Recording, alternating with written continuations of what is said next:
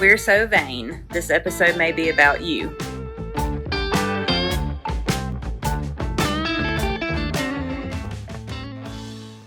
Welcome to We're So Vain, Episode 7. Today, Dr. Schul will discuss another treatment option called radiofrequency ablation. Well, thanks, Chancey, and welcome back. We started talking about treatments for saphenous veins in episode 5 and then broke in episode 6 to bring more awareness of the complications related to just having varicose veins. Now we're back to talking about treatment for varicose veins. And so we covered endovenous laser. Last treatment, we talked that it was the standard of care and really changed the direction of healthcare for lower extremities. And today I'm going to talk about radiofrequency. Radiofrequency's been around just as long as endovenous laser. The difference was they made a transition in design in around 2005, where they went from a pronged catheter to a straight catheter with a heating coil. In fact, right here is that heating coil that you see.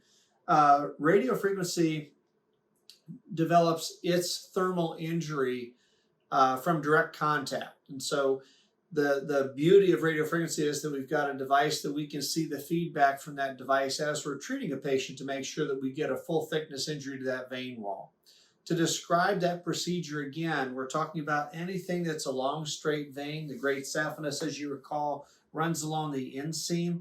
This is the most common vein that we treat with radiofrequency, and we just numb up the skin, place a small catheter, pass that heat element to the top. Of course, there's no heat felt with that. And then we do the local anesthesia like we did with laser, where we infuse that anesthesia to create a cylinder where the vein's in the middle, but we're protecting skin and muscle. Once that's delivered to the top, then with ultrasound guidance, we affirm where the position of the tip is, and we begin to use 20-second cycles where the heat is delivered right to this coil.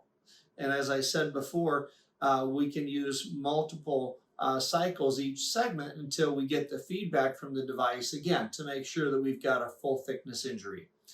As we reach that point, we just gradually pull this back until we're down near the end, and then basically that procedure's over. The post-care with radiofrequency is very much identical to laser. Standard of care is applying compression over the area that was treated. I ask patients to basically plan on taking some anti-inflammatories for a few days, barring any complications, to wear a compression stocking for a few days, walk, and basically resume their normal activities, acting as if we didn't do anything.